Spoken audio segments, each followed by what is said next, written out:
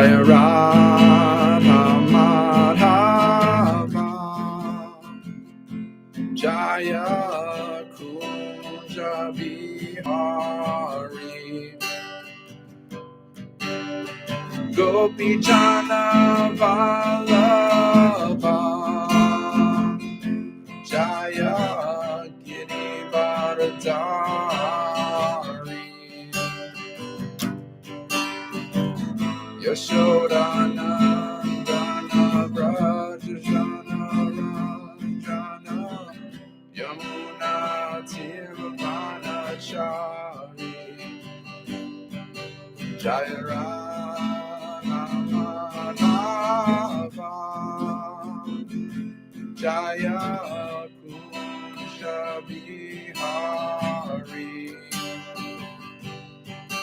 Hare Krishna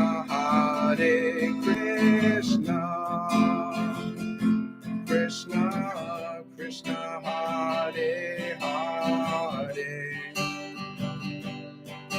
Hare Rama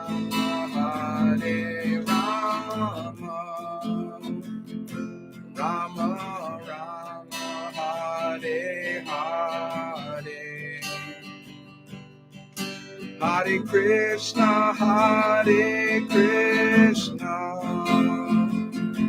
Krishna Krishna Hare Hare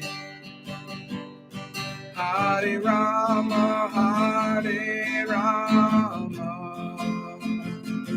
Rama Rama Hare Hare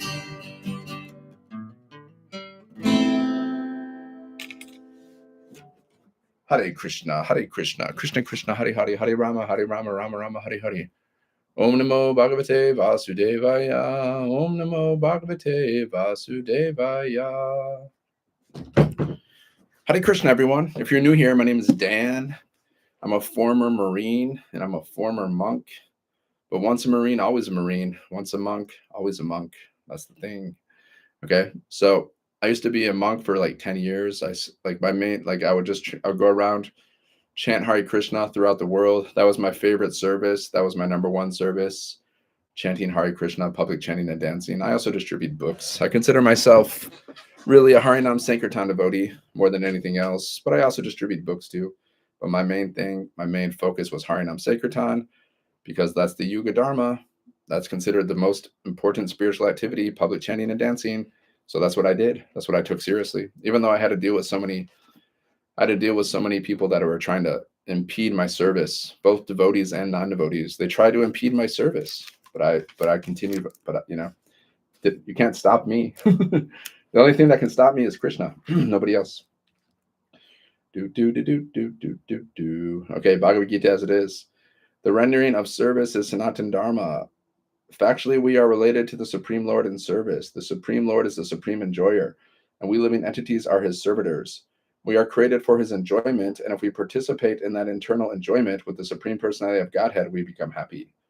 So we are servants of Krishna. The reason why we're in this material world is because for some reason or another, we didn't want to serve Krishna. We wanted to be God. Okay, basically, we came to this world because we wanted to be God. We wanted to be the supreme enjoyer instead of serving God. That's why we're here, basically. Okay. We cannot become happy otherwise. You can't become happy unless you serve Krishna. Like Maya will think you're becoming, like you might be illusioned. You're thinking you're happy, but you're not really happy. That's illusion. Thinking you're happy when you're not. Okay, that's illusion, right? Just like the pig, he thinks he's happy eating stool, but like, would you want to eat stool? That's kind of nasty. Yeah, that's called illusion, man. That's Maya. It makes you think like you're actually happy when you're not. Like so many people think like by drinking and doing drugs they'll be happy, but that's actually destroying their mind, and their body, and they're suffering. I know because I've done all these things, so I have personal experience of all that, and that brought me suffering. It is not possible to be happy independently. It is not possible to be happy independently, just as no one part of the body can be happy without cooperating with the stomach. It is not possible for the living entity to be happy without rendering transcendental loving service unto the Supreme Lord. In the Bhagavad Gita, worship of different demigods or rendering service to them is not approved. It is stated in the 7th chapter, 20th verse, Kamas tas terit agyana prapadyante nya devata. tam tam niyamam astaya prakritya niyata swaya. Those whose minds are distorted by material desire surrender to the demigods and follow the particular rules and regulations of worship according to their own natures. Here it is plainly said that those who are directed by lust worship the demigods. So if you're directed by lust, you worship the demigods because you want some kind of like material benediction. You want to be rich. You want to go to the heavenly planets. You want to enjoy. That's why people worship the demigods and not the Supreme Lord Krishna. When we mention the name Krishna, we do not refer to any sectarian name. Krishna means the highest pleasure. It is confirmed that the Supreme Lord is the reservoir of storehouse of all pleasure. We are all hankering after pleasure. Ananda Mayo Vyasat, 1.112.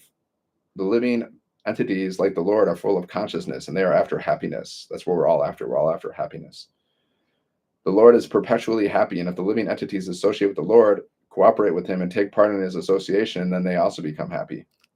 That's how you become happy, guys, by cooperating with Krishna. You're not going to become happy by trying to, do your own thing. You're just going to get smacked around. And then eventually if you're lucky, you'll surrender to Krishna, right? Maya's there to smack you around. It's for your best. It's for your own good. And that's why we have suffering. That's why we get punished. That's why good things happen to bad people, because they need that punishment to surrender to Krishna. The Lord descends to the material world to show his pastimes in Vrindavan, which are full of happiness. Yeah, when Krishna's in Vrindavan, all he does is, he plays with his friends, he eats delicious food, he dances with the gopis, he's enjoying his life, just like in this material world. We're happiest when what? We're happiest when we're hanging out with our friends, when we eat delicious food, when we dance, when we have relationships with the opposite gender. That's what, the highest happiness in this world is considered like a relationship with the opposite gender. That's generally considered the highest happiness, right? Because it's a perverted reflection of the spiritual world. So Krishna's just enjoying like anything. He's enjoying with the beautiful gopis, the beautiful damsels of Vrindavan. He's dancing. He's doing all kinds of stuff, right? And he's hanging out with his friends, and they're having fun. They're playing games. They're joking around, right? They're eating delicious food. That's what Krishna does every day in the spiritual world. So people don't understand this concept of God. They think God's some kind of like angry person sitting on a chair judging everybody, but it's quite different. God's always enjoying. He's always having fun. He's having more fun than you can ever even imagine. When Lord Sri Krishna was in Vrindavan, his activities with the cowherd boys friends, with the damsel friends, and with the inhabitants of Vrindavan and with the cows were all full of happiness. The total population of Vrindavan knew nothing but Krishna.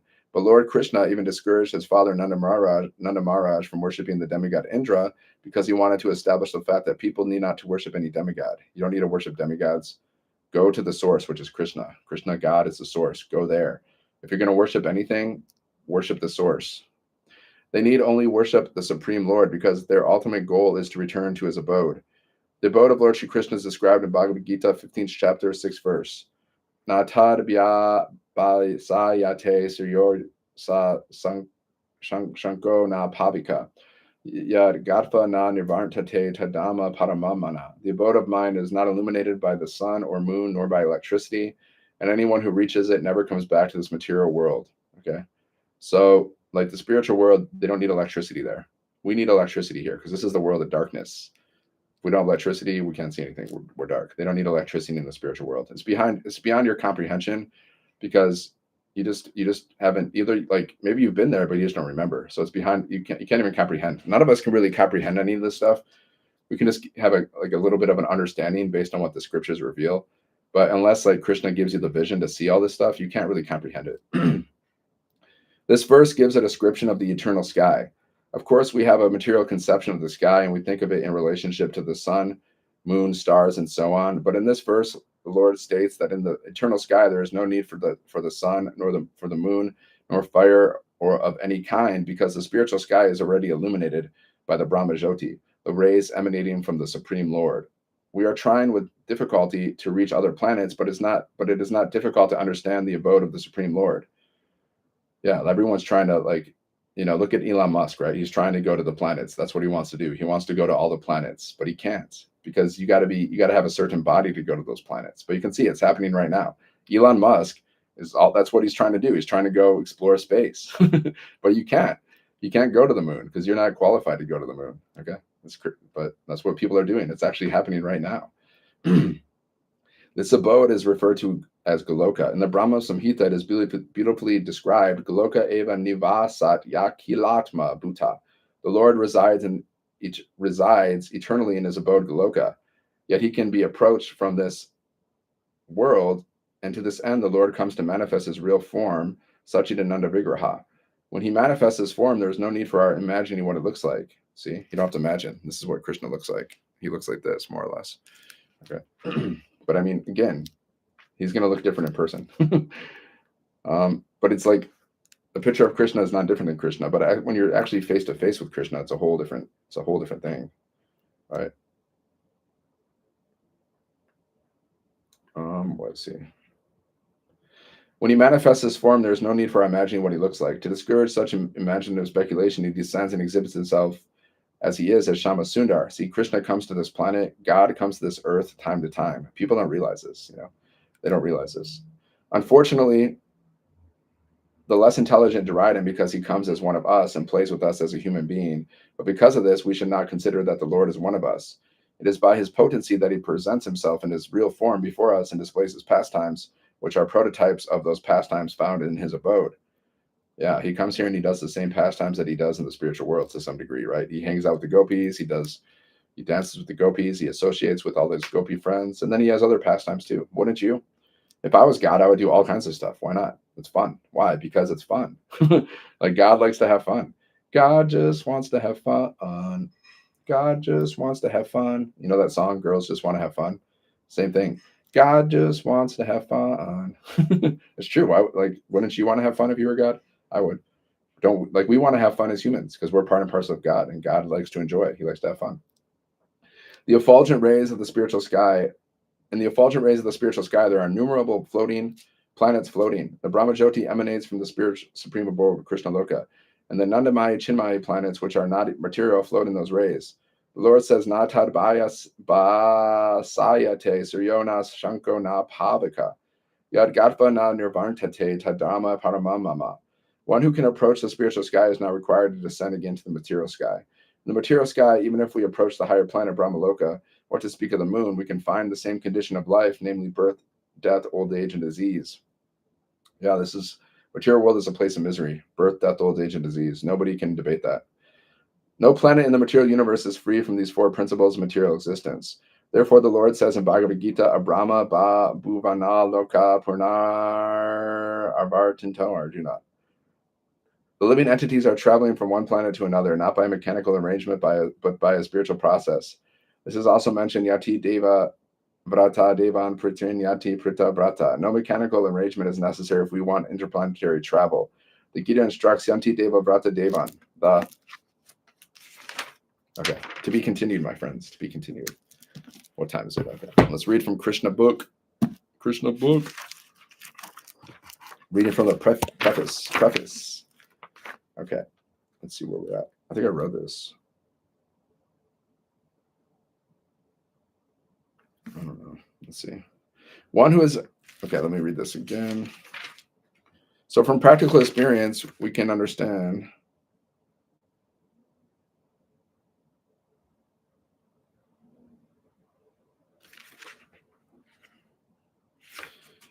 Oh yeah, I read this. Yeah, I read this one. Okay.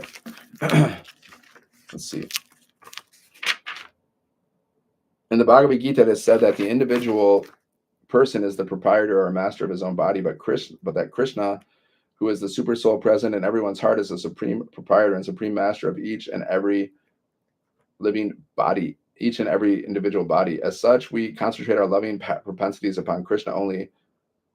Then immediately universal love, unity, and tranquility will be automatically realized. If we can just all love Krishna, chant Hare Krishna, be happy, the world will be a peaceful place. But not everybody wants to do that.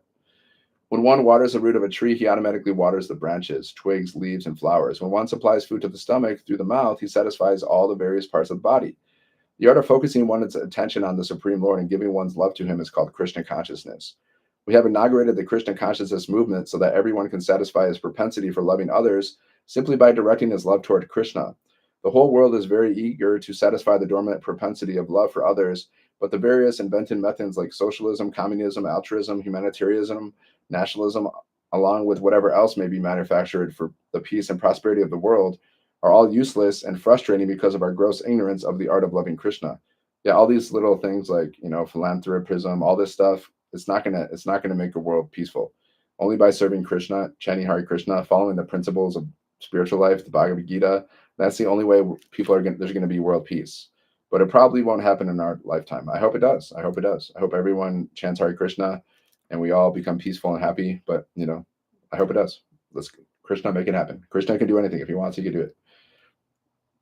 Generally, people think that advancing the cause of moral principles and religious rights, they will be happy. Others may think that happiness can be achieved by economic development, right? Me too, sometimes, right? I think if I'm rich, I'll be happy.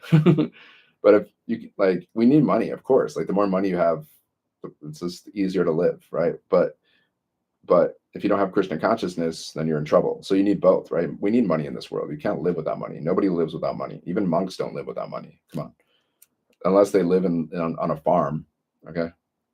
And yet others think that simply by sense gratification, they will be happy. Yeah, that's what people are thinking. They think if they chase sense gratification, they will be happy, right? But the real fact is that people can be happy only by loving Krishna. Krishna can perfectly reciprocate one's loving propensities in different relationships called mellows or rasas. Basically, there are 12 loving relationships. One can love Krishna as the supreme unknown, as a supreme master, the supreme friend, the supreme child, the supreme lover, the supreme unknown. That means like you're worshiping like the impersonal form of Krishna, I'm guessing. These are the 5 basic love rasas. One can also love Krishna indirectly in 7 different relationships, which are apparently different from the 5 primary relationships. All in all, however, if one simply reposes his dormant loving propensity in Krishna, then his life becomes successful. This is not fiction, but it is a fact that can be realized by practical application. One can directly perceive the effects that love for Krishna has on his life. In the 9th chapter of the Bhagavad Gita, the science of Krishna consciousness is called the king of all knowledge, the king of all confidential things, the supreme science of transcendental realization. Yet we can directly experience the results of this science by Krishna consciousness because it is very easy to practice and is very pleasurable. Whatever percentage of Krishna consciousness we can perform will become an eternal asset to our life, for it is imperishable in all circumstances. Yeah, so you want to become as Krishna conscious as possible, okay? It has now been actually proved that today's confused and frustrated younger generation in the Western countries can directly perceive the results of channeling the loving propensity toward Krishna alone. Yeah, just like me. I had so many problems. Like I was drug addicted, I was a chain smoker, I was an alcoholic, and I started practicing Krishna consciousness, and that helped me, get past that. Now, have I had some fall downs here and there? Yeah, I have. But I'm human. It happens. But when I get back up and I start chanting Hare Krishna, then I can easily tune back into that, and then I can live a pure life again. But sometimes have I fallen down and broken principles? Yeah, I have. It happened. Okay, I'm human. But I get back up. I dust myself off and I keep moving forward. That's what you got to do. It is said that although one executes severe austerities, penances, and sacrifices in his life, he fails to awaken his dormant love for Krishna, and all his penances are to be considered useless. If you do all these penances, but you don't become Krishna consciousness, it's just a waste of time. On the other hand, if one has awakened his dormant love for Krishna, then what is the use in executing austerities and penances unnecessarily? The Krishna consciousness movement is a unique gift of Lord Chaitanya to the fallen souls of this age. It is a very simple method which has actually been carried out during the last 4 years in the Western countries, and there is no doubt that this movement can satisfy the dormant loving propensity of humanity. This book, Krishna, is another presentation to help the Krishna consciousness movement in the Western world. This transcendental work of literature is published with profuse illustrations. People love to read various kinds of fiction to spend their time and energy. Now, this tendency can be directed to Krishna. The result will be the imperishable satisfaction of the soul, both individually and collectively. And it is said in the Bhagavad Gita that even a little effort expended on the path of Krishna consciousness can save one from the greatest danger. Hundreds of thousands of examples can be cited of people who have escaped the greatest dangers of life due to a slight advancement in Krishna consciousness. We therefore request everyone to take advantage of this great transcendental literary work. One will find that by reading one page after another, an immense treasure of knowledge in art, science, literature, philosophy, and religion will be revealed. And ultimately, by reading this one book, Krishna, love of God, will fructify. Just by reading this Krishna book, love of God will fructify. My grateful acknowledgement is due to Sriman George Harrison, now chanting Hare Krishna, for his liberal combination of $19,000 to meet the entire cost of printing this book. George Harrison from the Beatles donated $19,000 to produce this book. May Krishna bestow upon this nice boy further advancement in Krishna consciousness. Jai George Harrison. Thank you, George Harrison, for your service. And at last, my ever-willing blessings are bestowed upon Sriman Shamasundar Das Adhikari, Sriman Brahmananda Das Brahmachari, Sriman Hayagriva Das Adhikari, Sriman Satsarup Das Adhikari, Sriman Devahuti Das Devi Dasi, Srimati Jadarani Devi Dasi, Sriman Muladhar Das Brahmachari, Sriman Bharadraj Das Adhikari, Sriman Purnuma Das Adhikari, etc., for their hard labor in different ways to make this publication a great success. Hare Krishna. I met some of these people. I met Purnuma Das in New York. He used to hang out at our ashram in New York. I actually met him. And I met some of these other people. But okay. Hare Krishna. So awesome, huh? You got to read and chant every day. Like, I was neglecting reading and chanting for a while. I mean, I was just sabotaging myself, but I'm back through Krishna's mercy, through Krishna's grace. Hare Krishna, Krishna Krishna, Hare Hare, Hare Rama, Rama Rama, Hare Hare, Hare Krishna, Krishna Krishna, Hare Hare, Hare Rama, Rama Rama, Hare Hare. Nitai Gaur Premanandi, Hare Hare Bol, Jai Jai Shri Radhe Shyam. That's called speed kirtan. All right. Jai Shri Krishna, Jai Giraj. I got Govardhan Sheila deities in front of me.